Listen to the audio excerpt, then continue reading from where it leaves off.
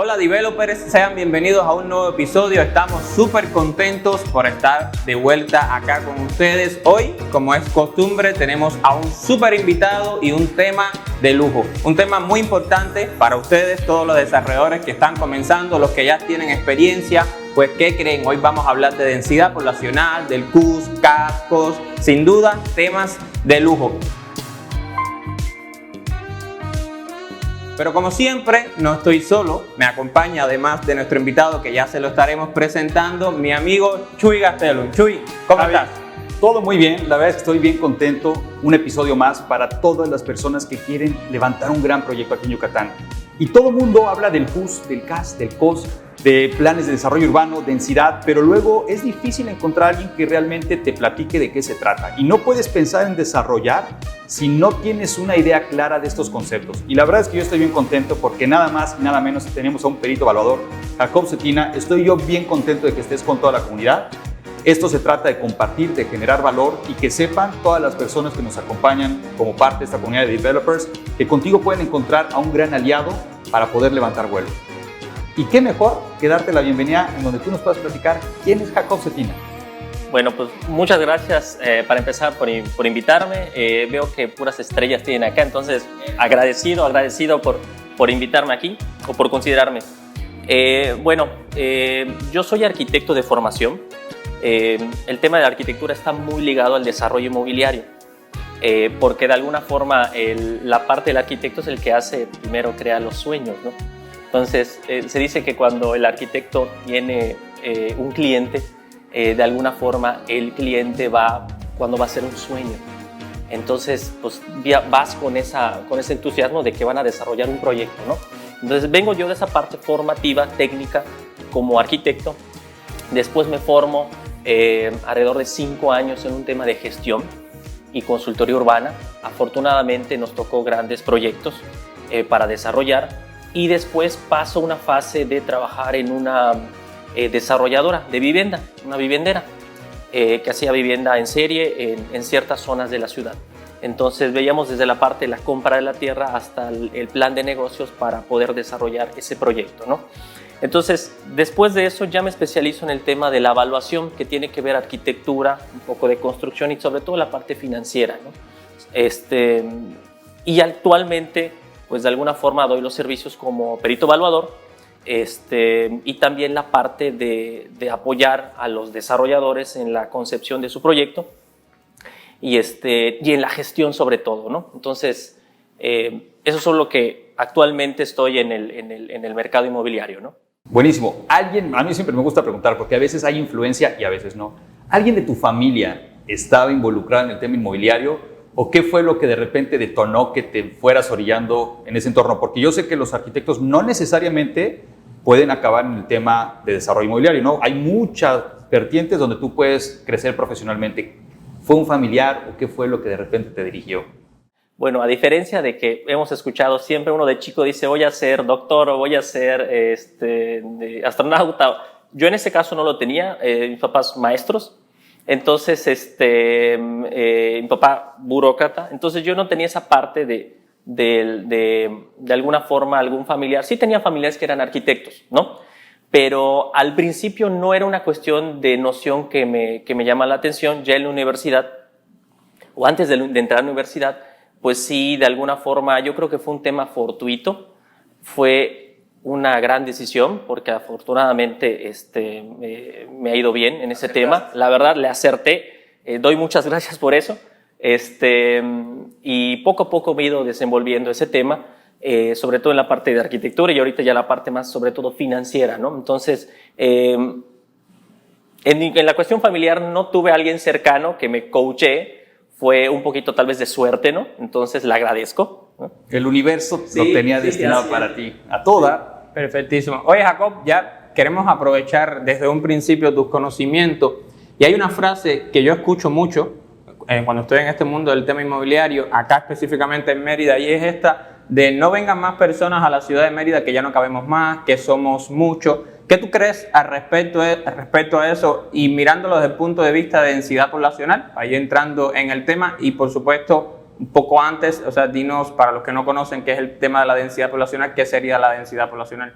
Ok, bueno, vamos a iniciar pues el tema de aclarar el concepto, ¿qué es la densidad? ¿No? Hemos escuchado qué es densidad, alta densidad, baja densidad. Aquí actualmente hay una densidad poblacional dividida en tres segmentos: baja, mediana y alta. La baja densidad es la que va de 1 a 59 habitantes por hectárea. La mediana densidad es de 60 a 135 y la alta densidad es de los 136 hasta 273 habitantes por hectárea. ¿Qué quiere decir? Que básicamente es cuántas personas pueden estar en una porción de tierra. Básicamente es la densidad. Muchas veces al tener ese concepto es mejor traducirlo en un tema de unidades de vivienda, sobre todo si eres desarrollador. Oye, pues número de habitantes por hectárea no me dice mucho.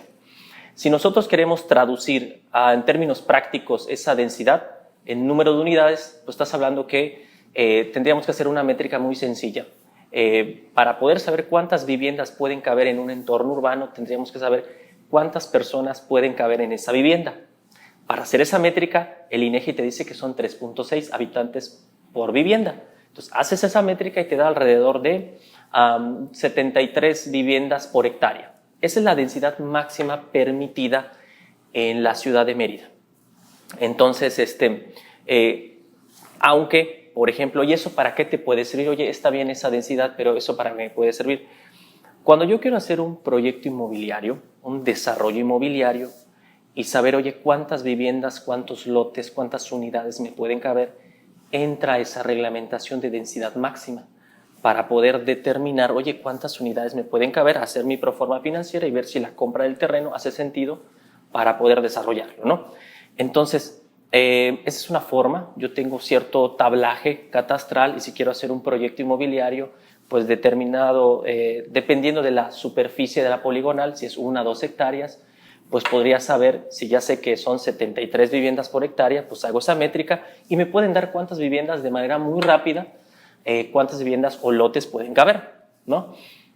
Sin embargo, también he escuchado que me dicen, oye, Jacob, veo terrenos, sobre todo en las partes conurbadas, de lotes de 1000 metros cuadrados, sobre todo son lotes que están en las partes conurbadas, hablemos de Temozón, 900, 1000 metros cuadrados, así se lotificó. Entonces es lo que vemos ahorita, pequeños verticales. Oye, pero si yo hago esa métrica, porque me lo han comentado, no me da. Porque si tú me estás diciendo que son 73 unidades por hectárea, y una hectárea son 10,000 metros cuadrados, es decir, que por cada 1000 metros cuadrados son 7.3 departamentos o viviendas. No me hace sentido si estoy viendo un terreno de 1000 metros donde te dan alrededor entre 16, 18 unidades, no más. Generalmente en 1000 metros. Entonces, oye, no me hace sentido si esa tiene mayor número de unidades. Aquí entra el análisis de densidad, es distinto, sobre todo para proyectos pequeños. La densidad se hace en relación al entorno urbano. Es decir, se hace un pequeño estudio de densidad para poder determinar si la densidad que actualmente está en la zona es baja, entonces yo puedo aprovechar esa densidad para crecer mi desarrollo. Entonces, ese es otro truco ya estando en la gestión de cómo se evalúa ya la densidad. Entonces, son dos. Para desarrollar un proyecto inmobiliario grande, es la que les comenté, 73 unidades por hectárea. Y la otra, si quiero hacer un proyecto más pequeño, la densidad se tasa distinta, ¿no? Entonces, en términos de densidad son las dos. ¿Y dónde está el límite entre proyecto grande y proyecto pequeño? Ok, el límite lo determina el municipio dependiendo del tipo de proyecto que uno va a llevar a análisis, ¿no? Generalmente un proyecto de desarrollo inmobiliario, ya sea público o privado, estamos hablando de un fraccionamiento público o estamos hablando de una pequeña privada, cuando genera vialidades internas se considera como un nuevo desarrollo. Entonces te lo tasan con la densidad que ya la primera. Si es un proyecto pequeño, donde el acceso es los tipos townhouse o los pequeños verticales, te lo tasan como un proyecto de baja escala o de mediano impacto. Entonces te lo tasan con la densidad distinta, ¿no? Entonces son los dos escenarios que típicamente vemos acá. Está padrísimo. Yo creo que con esto, Javi, seguramente muchas personas que nos están escuchando ya empiezan a identificar, porque efectivamente hay varios lotes de 1000 metros, ¿no? De 20 por 50 de fondo y de repente muchas personas que después ya vienen otras variables que hemos platicado aquí en esta serie, ¿no? Hablemos también de estudios de mercado, que es lo que decía público, a qué segmento va dirigido, o sea, muchas cosas, pero ya la densidad creo que queda mucho más claro para el público. Muchas gracias, Jacob. Ahora, algo, Javi, que siempre está presente cuando uno está hablando del famoso desarrollo inmobiliario, es estos conceptos, ¿no? Del CUS, el CAS, el COS, qué es lo que tienes que tomar en cuenta, pero de verdad no es tan fácil encontrar una definición al respecto. Hablemos específicamente de qué es el COS y qué es lo que tiene que tener presente alguien que quiera desarrollar un proyecto. Ok, el COS, digo, todos los programas de desarrollo urbano en México manejan un COS, que es el coeficiente de ocupación del suelo, lo que puedes ocupar dentro de tu lote, llamémosle, ¿no? Entonces, típicamente es el 80-20, es casi el más conocido, es el más usado, 80-20, es decir, que hasta el 80% de esa superficie puedes ocupar para desarrollar tu proyecto. En ese 80% debes considerar el estacionamiento, los andadores de concreto y el desplante del edificio, ¿no? Si estás hablando de recepción, departamentos, todo el desplante que te ocupa. Es decir, si tenemos en cuenta que vamos a desarrollar un proyecto de 100 metros cuadrados, pues de entrada lo máximo que puedo, digamos, ocupar del terreno es 80 metros. De ahí me voy hacia arriba, ¿no? Entonces, el COS tiene que ver con la ocupación digamos, del terreno en términos de área no permeable. No necesariamente es el área techada, el COS tiene que ver con el área no permeable. ¿Cuál es área no permeable? Generalmente los andadores de concretos, la carpeta asfáltica, donde van los estacionamientos. Esas son las áreas, digamos, que generalmente cuando uno desarrolla un proyecto inmobiliario considera a la hora de desarrollar el famoso COS, ¿no? Hay un tema importante ahí que, por ejemplo, que en la parte urbana es el COS, pero en la parte, sobre todo de la costa, es distinto. Ahí también tenemos un tema de COS, que no se le llama COS, sino se le llama una capacidad de carga. Recordemos que la parte de la costa es regulada por un tema estatal y federal, ¿ok? Semarnat. Entonces, de hecho, ahí cuando uno va a desarrollar un proyecto, ahí va a necesitar su manifiesto de impacto ambiental, que es en Semarnat, es federal. ¿Eso no lo necesitas en la ciudad? No, ya es costa, en la parte de los litorales, básicamente la primera capa que da hacia el frente de la... Primera línea, ¿no? Bueno, la primera línea y básicamente hasta la carretera, ¿no? O sea, es una zona, es una poligonal donde te determina cuál es la zona del litoral. Es básicamente la costa. Perfecto. Entonces, ahí el famoso COS es distinto, porque ahí entran otras variables donde tiene que ver con temas ya más ambientales, de qué tan lejos estás tú del litoral o del manglar, qué tanta capa vegetal todavía tiene el terreno que se pueda aprovechar, es decir, varios puntos ahí que te consideran para poder determinar ahora sí el COS dentro de la costa, que se le llama capacidad de carga. Entonces, esta capacidad de carga, la máxima que podemos encontrar en la costa es hasta el 70%. Puede estar entre el 70 y el 40% de aprovechamiento. Entonces, por eso vemos en un proyecto de la costa, generalmente pues vemos los verticales que son muy estrechos, ¿no? Porque deben dejar mucha superficie de área que no se debe tocar, de conservación, ¿no?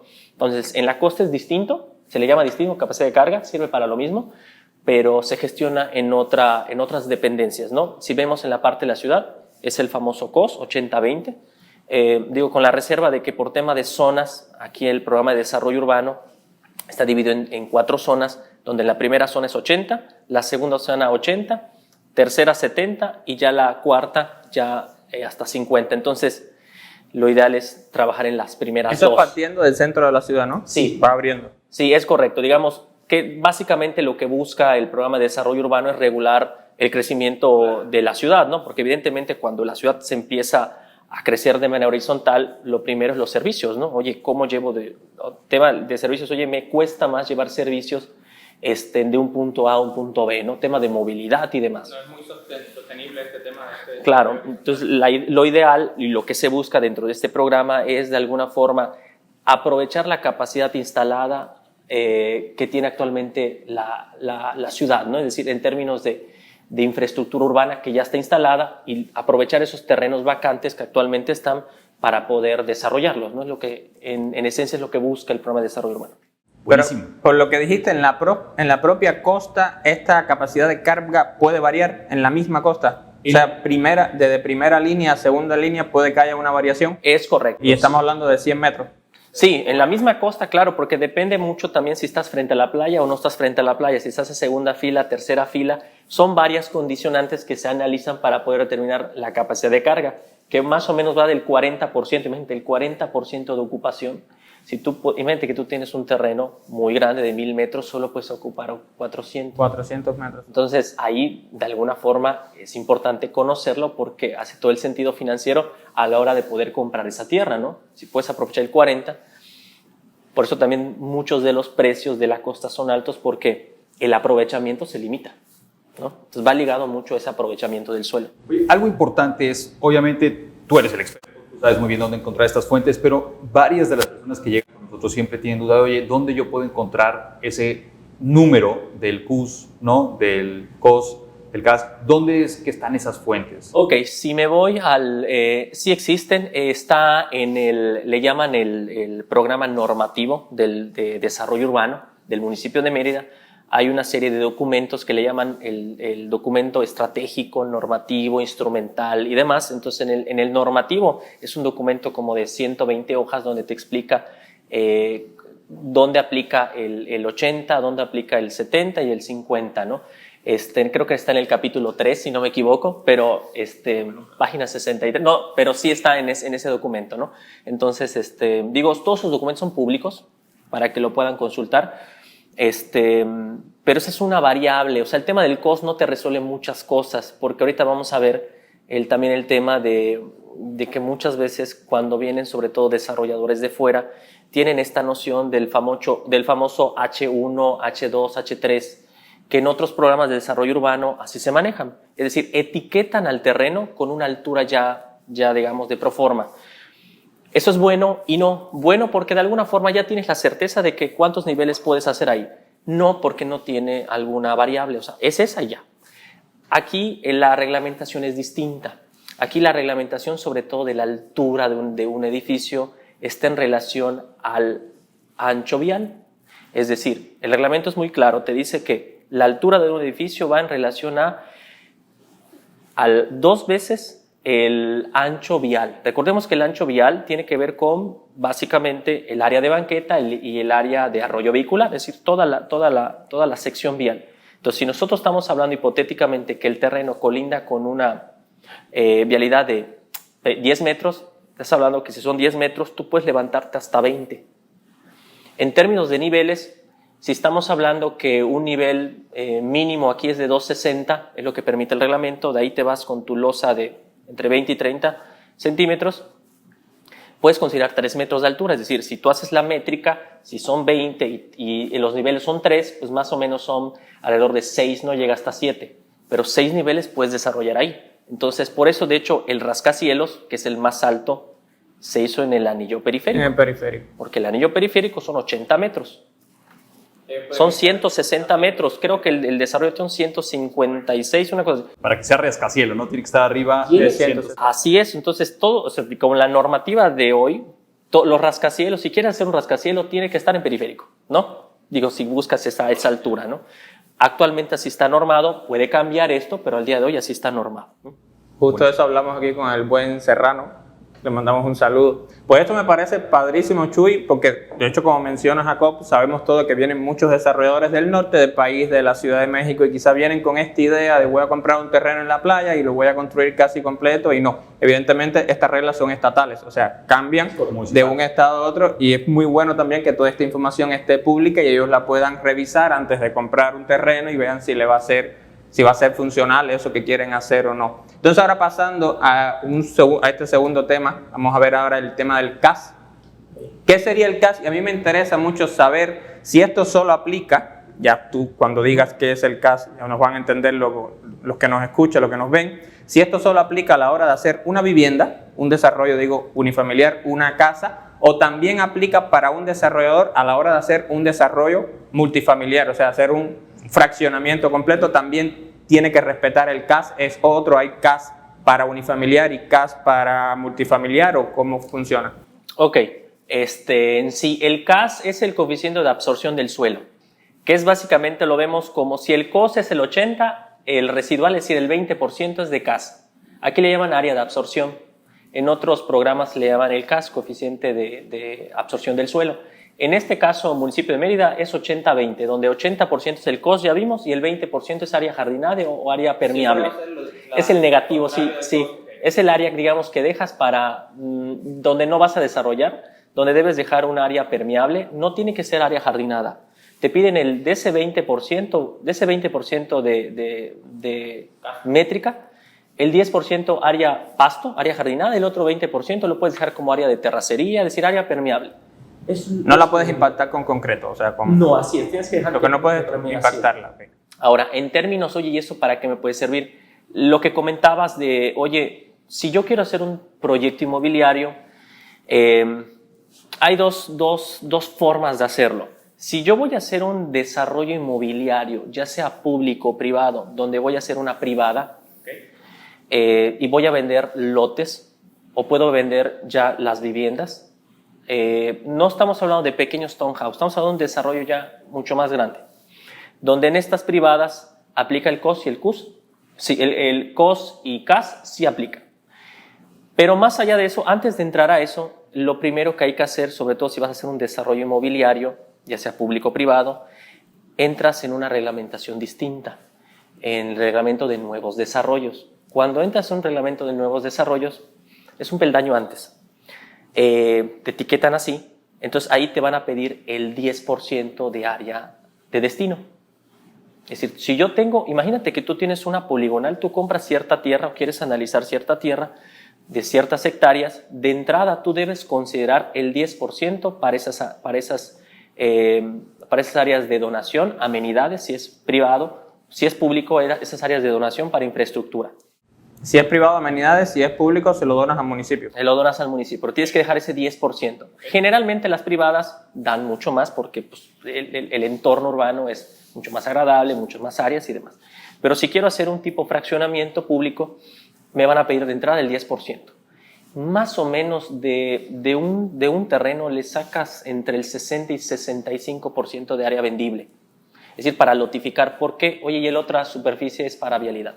Entre el 25 y el 30% se te va en vialidad, 10%. Entonces, digo, a menos que le pases una buena revisada con el arquitecto para poder aprovechar ya en términos, digamos, de eficiencia para los espacios, pero típicamente es el área, digamos, a considerar, ¿no? Una vez diseñado, modelado eso, ya tienes tu área vendible, ya sobre esa área vendible, ahora sí le aplica el CUS. ¿Ok? Ahora sí a cada lote, supongamos que yo hago una privada, ya considero el 10%, considero mi 30% de área de circulación o de vialidad y me queda el 60% de área vendible. En ese 60% hipotéticamente me dieron 100 lotes. Cuando me vayan comprando los propietarios o los pequeños desarrolladores, me compran 3, 4 lotes para poder edificar. Ahora, en esos lotes les va a aplicar el 80-20, ¿no? A cada vivienda individual. Ese es para el caso de un proyecto inmobiliario grande. Para un proyecto inmobiliario pequeño, llamémosle una batería de townhouse, que vemos mucho actualmente, donde ahí se considera, cuando es un proyecto pequeño, ya no te consideran el 10% de área de donación, ¿no? Solo para desarrollos inmobiliarios grandes. Para pequeños, ahí de entrada, ahí se aplica el 80-20. Si yo voy a desarrollar un proyecto, ya sea vertical o horizontal, en townhouse o departamentos, ahí de entrada ya no me van a catalogar o etiquetar como un proyecto inmobiliario grande, sino como uno pequeño, y ahí sí me aplican de entrada el 80-20. Entonces, en mis townhouse tengo que determinar el área de vialidad y el 20%, que generalmente ese 20% lo ponen en los patios, donde pues es la parte donde pueden poner la piscina y el jardín, ¿no? Típicamente así los modelan, ¿no? Pero entonces, en estos desarrollos grandes, ya digamos que el desarrollador se queda con el 65%, es lo que él puede vender, y ahí él se lo puede vender 100% todo, ¿no? Sí, es correcto. Una vez es correcto. Digamos que su CAS quedó en ese 10% que él le dio, ¿o no es así? Sí, es decir, él digamos, tiene un área, digamos, un área bruta. Sobre esa área bruta descuenta el 10%, descuenta el 30% de circulación por la vialidad, y el otro 60% ya es área que él puede lotificar en las dimensiones que el mercado dicte, es decir, lotes de 10 por 30 o lo que aplique el mercado, divide sus lotes y le va a dar cierto número de lotes. Esos lotes los vende, digamos, lote íntegro, y ahora sí cada propietario va a construir su vivienda con el cost que le aplique de la zona, ¿no? Para vivienda, pues realmente nunca tienes problema porque generalmente para lotes residenciales le dejas más del 80%, típicamente, ¿no? Entonces no ocupas mucho terreno, sobre todo en proyectos de casa-habitación, donde sí te topas y lo que buscas es toparte al límite porque tienes un tema de costo de terreno, costo de edificación, y para que sea rentable son en los otros. Ahí sí tienes que modelar muy bien para que te puedan caber el número de unidades y haga sentido en la parte financiera, ¿no? Me encanta. Ya tenemos COS, ya tenemos el CAS, que es la parte residual. Creo que lo explicaste muy padre. Ahora hablemos entonces de esta parte para tener ahora sí, yo diría, el trío completo, ¿no? El paquete completo. Hablemos entonces del CUS. Este indicador, ¿qué es lo que tiene que tener en consideración los desarrolladores? Y algo muy importante que me encantaría que nos compartas a toda la comunidad es, ahora sí, hablemos de los tres, ¿no? ¿Cómo se llevan, cómo se comunican, qué es lo que tienen que considerar? Ahora sí, pensando en los 3 puntos importantes, y que nos puedas quizá aterrizar en un ejemplo muy puntual para que toda la comunidad de developers se lo lleve como ya ejemplo aterrizado. Ok, el CUS aquí ya no se usa. Antes se usaba, el nuevo programa de desarrollo urbano cambió en 2018. El CUS ya no se usa. ¿El CUS qué quiere decir? Es el coeficiente de uso de suelo. Es decir, cuánto puedes aprovechar en términos de edificabilidad de una porción de tierra. Entonces, sé que se escucha muy rimbombante, pero básicamente cuánto puedo construir en cierto terreno, ¿no? Típicamente en ciertas zonas de la ciudad ya hay un CUS. El CUS no es un porcentaje, es un múltiplo. Es decir, cuántas veces en relación al terreno puedo construir, que es 1.6, 1.8, 2, 3 o lo que aplique. ¿Eso qué quiere decir? Oye, si tengo un terreno, por ejemplo, de 100 metros cuadrados y mi coeficiente de uso de suelo es de 2, es decir, si es de 100 metros mi terreno, puedo construir ahí hasta 200 metros. Entonces, esa métrica es muy padre, sobre todo uno que va a desarrollar, porque dice, ok, 200 metros, saco mis números de cuánto va a costar, cuánto lo voy a vender y puedo sacar mi proforma financiera para poder evaluar el proyecto. Es una forma de evaluarlo. Aquí no hay eso. Aquí es un poquito más complicado. Y tiene que ver con lo siguiente. Cuando dices aquí, ¿te refieres? Aquí en la ciudad de Mérida, en la reglamentación aquí en Mérida es distinto. No hay un CUS, sino que... ¿En otros municipios de Yucatán? En otros municipios no, generalmente es cuánto te puede caber cuántas unidades te pueden caber. Y ahorita vamos a hacer un ejemplo hipotético. Supongamos que tengamos un terreno del famoso 1000 metros cuadrados, ¿no? En esos terrenos de 1000 metros cuadrados, yo ya checo que tengo mi coeficiente de 80-20. Ok, perfecto. Es decir, puedo ocupar en ese terreno hasta 800 metros cuadrados. El 20% lo dejo como área permeable o área verde. Hago mi análisis de densidad previo que ya analizamos y resulta que me dan ese terreno alrededor de 16 unidades de vivienda, ¿no? Departamentos pequeños, ¿ok? En la parte del CAS, pues ya la cumplo porque ya ve que es el 20%, 80, 20, ¿ok? El CUS no aplica porque tiene que ver ahora el tema de la altura, que eso también ya lo platicamos. Oye, ¿y qué tanto me puedo elevar? Es decir, oye, entonces, Jacob, si yo tengo hipotéticamente un terreno de 1000 metros y colindo con una vialidad de 10 metros, ¿puedo levantarme 20 metros? Es decir, ¿puedo hacer 6 niveles? Sí y no. Sí, porque la norma dice que puedes crecer 6 niveles, pero para crecer 6 niveles hay otros reglamentos que entran para poder determinar el número de unidades, es decir, el tema de cajones de estacionamiento y demás, porque para poder levantarme 6 niveles, pues, o meter más unidades, pues voy a necesitar ciertos cajones o cierta dotación. Entonces, eso lo limita, el número de niveles. O sea, tu tope es 6 niveles, pero típicamente no llegas a los 6, no porque no puedas, sino porque a menos que quieras desarrollar un proyecto donde le tengas que meter muchos niveles de estacionamiento para poder llegar, ¿no? Típicamente entra otro tema que es un tema más de mercado. Oye, en cierta zona de la ciudad este tipo de proyectos pues no aplica, porque el mismo mercado así se autorregula y estos proyectos no los hay, no porque no se le haya ocurrido a ningún genio, ni porque la proforma financiera diga pues mientras más unidades más rentable, sino porque tal vez no es la tipología de vivienda en ese momento que pueda ser comercializable, ¿no? Entonces entran en factor tema el CUS tiene que ver ya ahorita, ya no lo aplica como tal la norma, sino tiene que ver con la altura que me permite, el número de cajones de dotación que necesito para ciertas unidades, para que me dé el número, y sobre eso ya puedo modelar mi proyecto. Por eso típicamente te dan alrededor de entre 16 unidades por esos 1000 metros cuadrados, ¿no? Te pueden caber un poquito más, pero tiene que ver también ya con la parte arquitectónica de qué tan grande quiero hacer el departamento, ¿no? Temas comerciales también, ¿no? Pero típicamente eso es el modelaje preliminar para hacer una proforma, ¿no? Está buenísimo.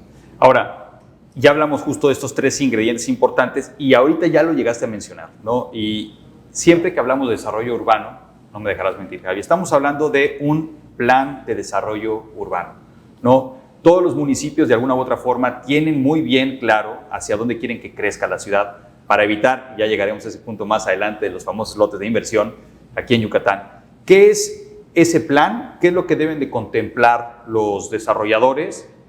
¿Y cómo juegan entonces estos 3 ingredientes dentro de este plan? Ok, dentro del plan municipal, actualmente Mérida es el único que lo tiene autorizado. Hay otros municipios que lo tienen, pero no está autorizado. Entonces, ¿quién lo autoriza? Ahí va. Tiene que hacer una sesión de cabildo y inscribirlo. Mérida es el único que lo tiene ya reglamentado. Porque, bueno, y si no hay programa, entonces si yo me voy a un municipio donde no tiene programa, ¿qué hago? ¿No? ¿Qué aplica? Bueno, hay una reglamentación estatal, hay un programa, el POETI, que es el que regula ya la parte del interior del estado. Sin embargo, hay una ley que dice que cada municipio se regula a sí mismo. Y ahorita vamos a tocar ese tema importante, lo ligamos con el último tema que dijiste de los lotes de inversión, del tema de la reglamentación. Pero para no irnos del otro lado, en términos de la normatividad vigente, al menos aquí en la ciudad de Mérida, esa parte de cómo está regulado, es importante saber. Ya vimos que está el COS, CUSCAS, que nos sirven para poder modelar algo, pero hay algo más importante aún que tiene que ver con el uso de suelo y la compatibilidad, ¿no? Entonces, porque muchas veces nos pasa de que, lo platicamos hace un rato, el tema de que, oye, esta zona tiene cierta vocación, y esta cierta vocación que uno determina a través de la inspección visual, oye, vimos que en esta zona de la ciudad es zona comercial, o en esta avenida hay cierto equipamiento, entonces quiere decir que si yo compro el terreno de al lado, pues puedo desarrollar ese mismo proyecto. No necesariamente porque de alguna forma tiene que ver con la regulación, digamos, del uso de suelo, que la regulación de uso de suelo está a través de una carta síntesis. ¿Qué es una carta síntesis? Una carta síntesis básicamente es un mapa dibujado en colores, donde te dice, oye, dependiendo del tipo de color, te dice cuál es el uso compatible, es decir, si es habitacional, si es uso comercial y demás, ¿no? Aquí, ¿cómo está estructurado el programa? Hay 4 zonas de la ciudad.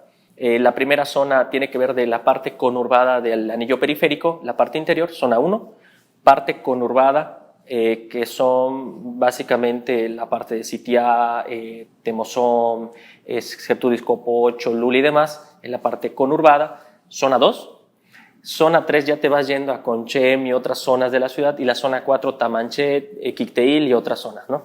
Entonces, lo importante es desarrollar en las primeras 2, es donde tienes la mayor posibilidad en términos de uso de suelo y compatibilidades de desarrollar un proyecto inmobiliario, comercial o habitacional. Mientras más te alejes, se complica más. Entonces, ese es el primer check, tratar de desarrollar en estas primeras 2 zonas. Otro tema importante, si quiero desarrollar un proyecto comercial, si es un proyecto comercial, sí o sí tiene que colindar con una vialidad principal y clasificada. Hay 4 tipos de clasificación, A, B, C, D, donde te dicen que la A prácticamente puedes hacer prácticamente cualquier uso. B, A y B son similares. La letra D puedes hacer hasta 500 metros cuadrados y la C hasta 100. Es la que no te ayuda mucho en términos comerciales. Si quiero hacer una pequeña plaza comercial y demás. Entonces, importante, zona de uso de suelo, primer check. Segundo, uso de suelo, si voy a hacer un tema comercial que esté en una vialidad clasificada y ver qué tipo de clasificación tiene. Y Y después ya la parte de, ok, ya sé que se puede hacer un tema comercial o un tema habitacional, ya sé que puedo construir hasta 100 o 200 o 500 metros cuadrados de uso comercial. Y, ok, ya sé que puedo hacer eso y ahora ya evalúo ya los últimos temas de COS, CUS, el del COS, CAS y CUS, para poder ya modelar ahora mi proyecto. Ojo, todo esto que estamos haciendo no hemos metido arquitecto todavía. Entonces, esta parte preliminar que muchas veces dice, oye, quiero poder invertir en cierta zona de la ciudad y no quiero pagarle a un arquitecto porque todavía no tengo la certeza, porque esa información me da, lo único que me da es certeza. Entonces, no tengo esa certeza para poder saber si le meto o no le meto, ¿no? Entonces, y no quiero empezar a gastar en términos de arquitecto, proyecto, eso lo puedo hacer después. Entonces, toda esta parte preliminar es fundamental para poder modelar y decir, ok, ¿se puede o no se puede? Si ya validé que de entrada, de manera preliminar, sí se puede, pues ya ahora ya meto un arquitecto que me va a hacer un proyecto fantástico y ya lo puedo comercializar, ¿no? Pero digamos, toda esta parte, de hecho, la haces tú. Es correcto. Yo sí iba a aprovechar para hacer el anuncio a todos Que los de hecho es developers. arquitecto también, pero bueno, él hace toda esta parte.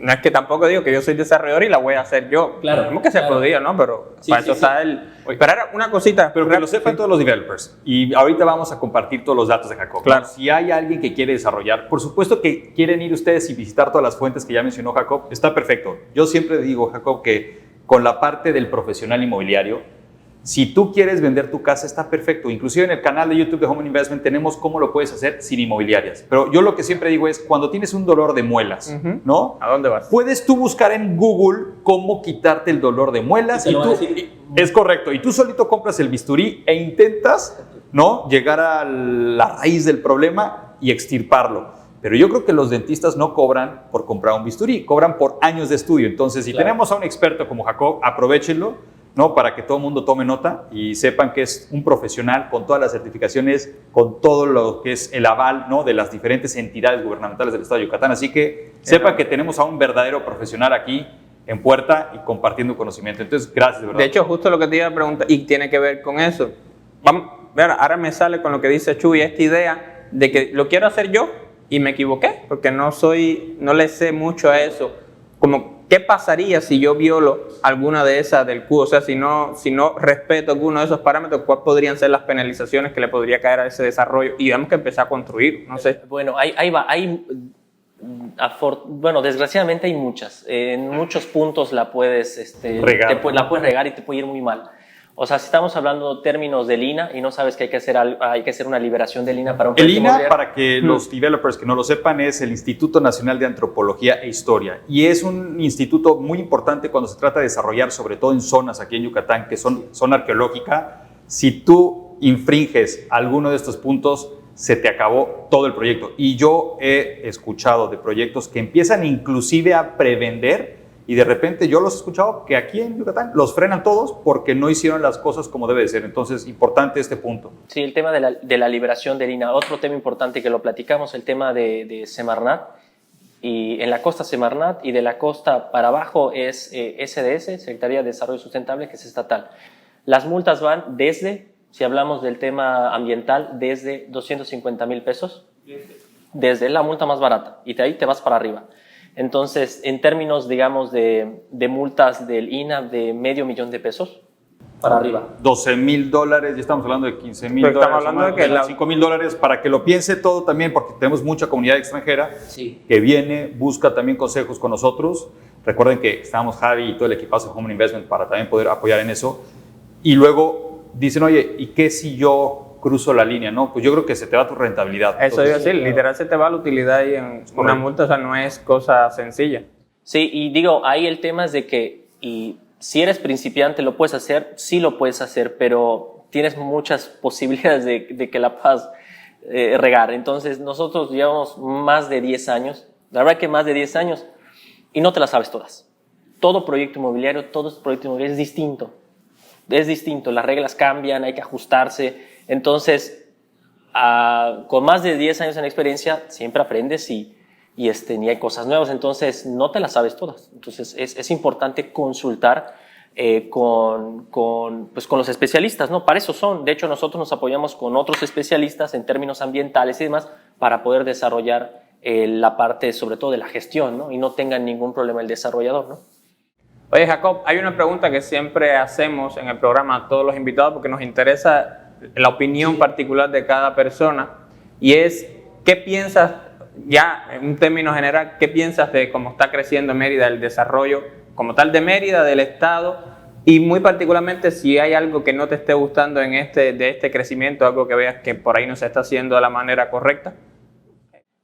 Sí, digo, aquí lo hemos platicado creo que en otros escenarios, donde aquí la ciudad de Mérida tiene la fortuna, si lo podemos llamar así, de que no tiene barreras. Digo, el crecimiento de una ciudad tiene que ver también a veces con barreras naturales. No tenemos ríos, no tenemos montañas donde... Como pasa en el norte, que tiene claro, las en ciertas cordilleras. ciudades pues está limitado pues el crecimiento. Aquí afortunadamente tenemos esa parte de que es muy plano, y el crecimiento, el costo, digamos, de poder desarrollar en terreno muy plano, pues se lo hace bastante asequible, ¿no? Entonces, eso es bueno porque puedes encontrar tierra barata para poder desarrollar vivienda.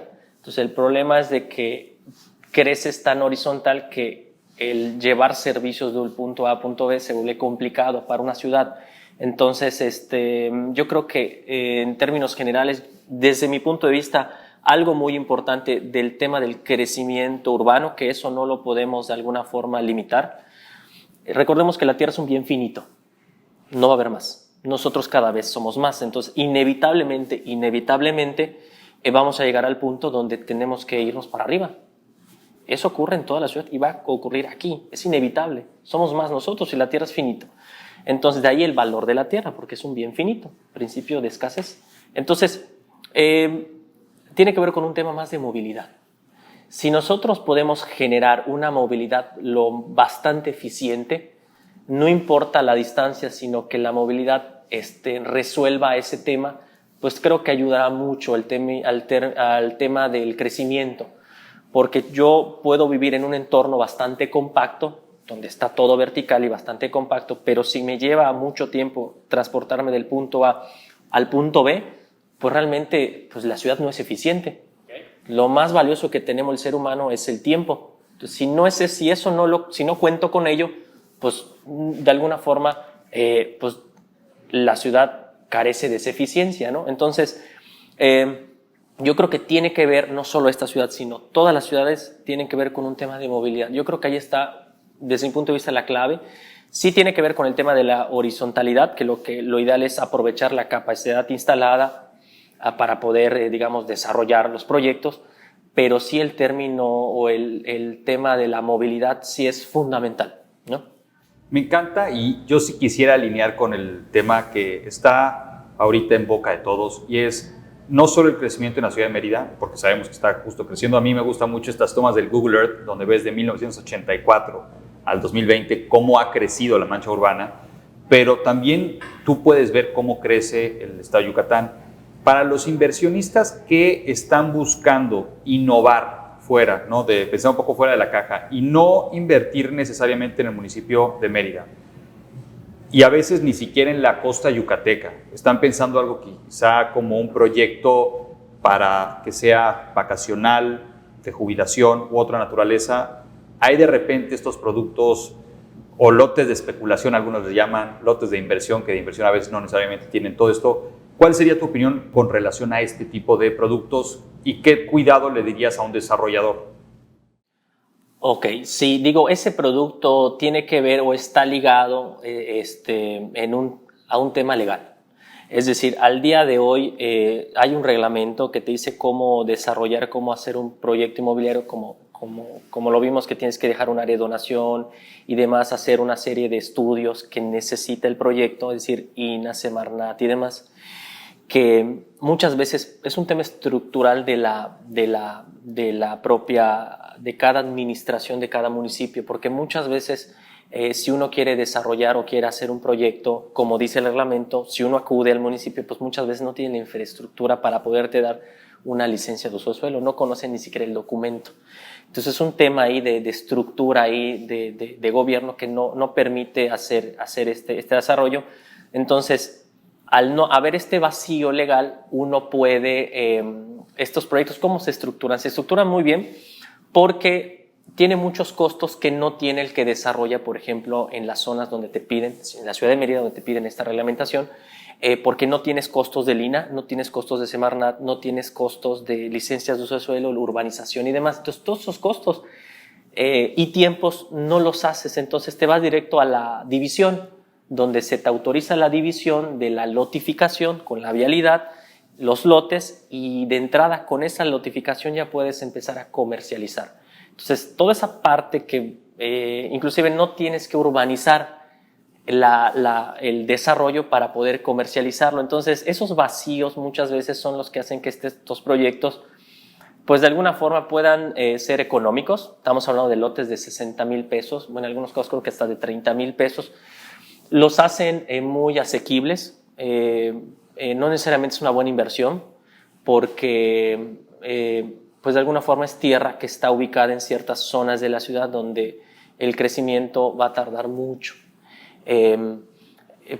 Creo yo, desde mi punto de vista, si quieres invertir en tierra para especular, invierte en tierra donde la mancha urbana no ha llegado, pero está próxima a llegar. Yo me iría, por ejemplo, a zona conurbada. De entrada, ¿por qué? Porque la zona, aunque te va a salir un poco más caro, pues es normal, pero aseguras de que la plusvalía que vas a tener, porque la mancha urbana ahí sí va a llegar en zonas conurbadas. Lo vemos en los casos muy sonados que te dicen, oye, en su momento la persona que compró, sobre todo en Temozón, que compró en 100,000 pesos, ahorita vende después de 10 años lo venden 3 millones de pesos, sí, porque compró en zona conurbada. Entonces, si tú compras en zona donde no es conurbada, es decir, estás en medio de la nada, pues muy difícilmente van a llegar los servicios. Se dice también que los servicios van a llegar en algún punto. No es verdad. Recordemos que todos los servicios que a la hora de desarrollar un proyecto inmobiliario los hace el desarrollador. La urbanización la paga el desarrollador. Entonces, esos costos de infraestructura no los paga el municipio porque uno no tiene la infraestructura y el dinero para poder urbanizarlo. Aquí en la ciudad de Mérida vemos en zonas intraurbanas de mucha plusvalía todavía a partes viales donde todavía no tienen, estás entrando en una vialidad que no está pavimentada y entras a la casa. Está en Montebello, Montes de Amé, correcto. Entonces, si me estás diciendo que zonas intraurbanas carecen de ese servicio, una porción de tierra que está en medio de la nada, pues difícilmente va a ocurrir, ¿no?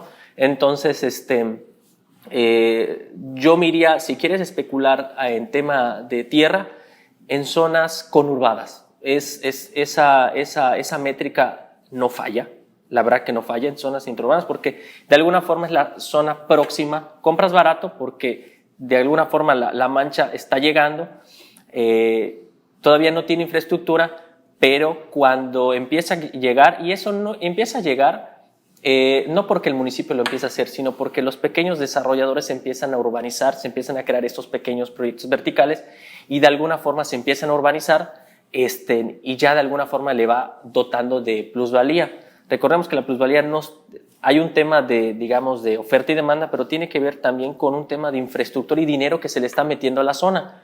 De ahí también está alimentada esa plusvalía, ¿no? Me encanta, gran punto. Y no quisiera cerrar, porque ya nos estamos acercando lamentablemente al cierre de este gran programa y este gran episodio, sin que nos digas, alguien que te contacte, ¿cómo puede pedir un documento? ¿Cómo se llama este documento donde va a estar integrada toda esta información del CUS, del CAS? Bueno, el CUS ya hablamos de él, no necesariamente del COS, del CAS y de toda la parte del potencial de la tierra. Si se acerca contigo, oye Jacob, necesito que me des un estudio de, ¿cómo se llamaría? Ok, el estudio es un estudio de prefactibilidad. Es un modelo. Recordemos que para hacer un proyecto inmobiliario es como el paso cero. Lo que necesitas para ver si va a ser negocio, para es ver el si paso lo puede. A. De hecho, para hacer un proyecto de inversión, para cualquier proyecto de inversión, necesitas la parte legal, técnica, la parte comercial, de validación de producto, y la parte financiera, de que, bueno, ese producto que sí se puede hacer, lo puedo vender a cierto monto y puedo ganar cierta cantidad de dinero. Para un proyecto inmobiliario no es la excepción. Tengo que analizar la parte A, que es, oye, en términos de cuántas unidades me pueden caber en cierto proyecto, si estoy hablando de tema habitacional. Si estamos hablando en términos comerciales, ¿cuántos metros cuadrados comerciales puedo edificar allá? Entonces, el documento es un documento de prefactibilidad técnica. hay 3 documentos: prefactibilidad técnica, prefactibilidad comercial, que es la validación del mercado, que me va a decir, oye, ya sé que me pueden caber 10 unidades en el terreno, oye, pero ¿qué tipo de unidad? De 50 metros cuadrados, con una recámara, con 2 recámaras, es la parte del mercado. Y viene la parte financiera, que te quiere decir, ok, ya sé que dan 16 de esta tipología, me cuesta tanto y el rendimiento es tanto, ¿no? Entonces, esta primera parte, que es la fundamental, es un estudio de prefactibilidad técnica.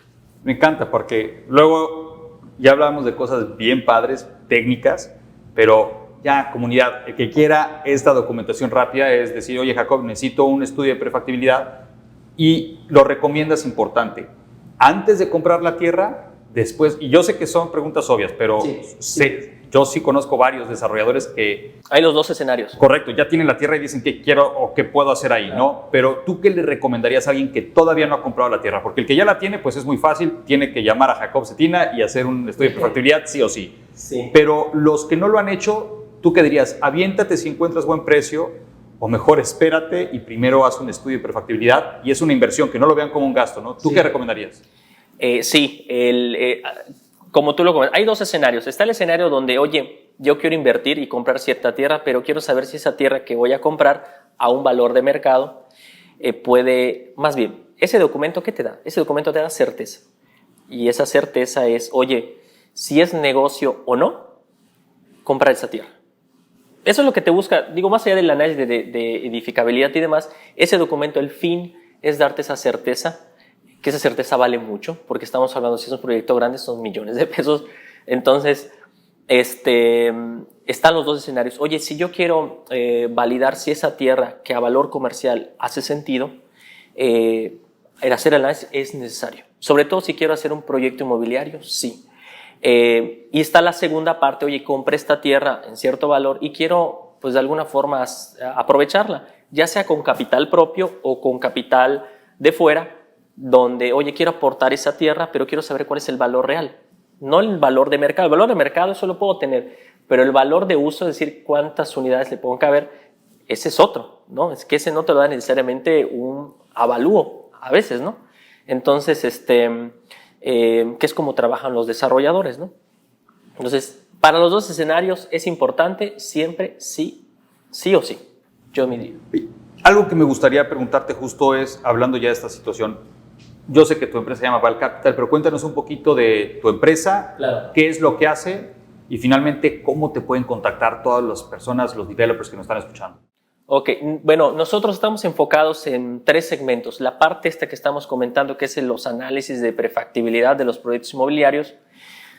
Tenemos la parte de la gestión y toda la gestoría y consultoría para que eso que dijimos que sí se puede hacer, pues en documentos legales, pues ya lo puedas hacer, ¿no? Porque, ok, ya tienes el banderazo de que, oye, esto puedo hacer. Oye, necesito los permisos para que meta máquinas, ¿no? Entonces nosotros vemos la parte preliminar, la parte de la gestión, y después viene el tercer servicio, que es el tema de la evaluación, ¿no?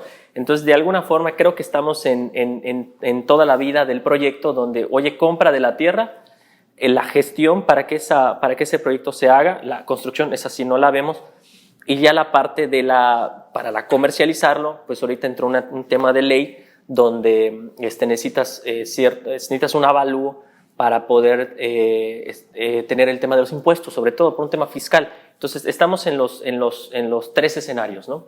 ¿Dónde nos pueden contactar? Tenemos la página de internet en www.valcapital.com.mx. Está el correo, que es contacto@valcapital.com.mx, y al celular es el 9991 40 86 63. Pues básicamente ahorita con el celular gestionamos pues prácticamente todo, ¿no?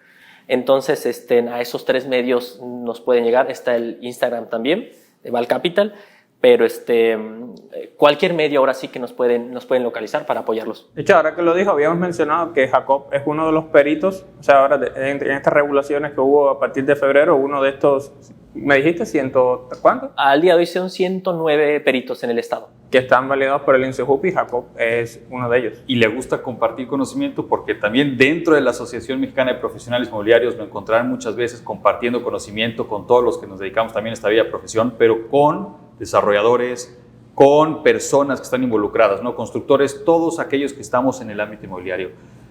Jacob, yo estoy bien contento. Muchas gracias de verdad por compartir tanto conocimiento.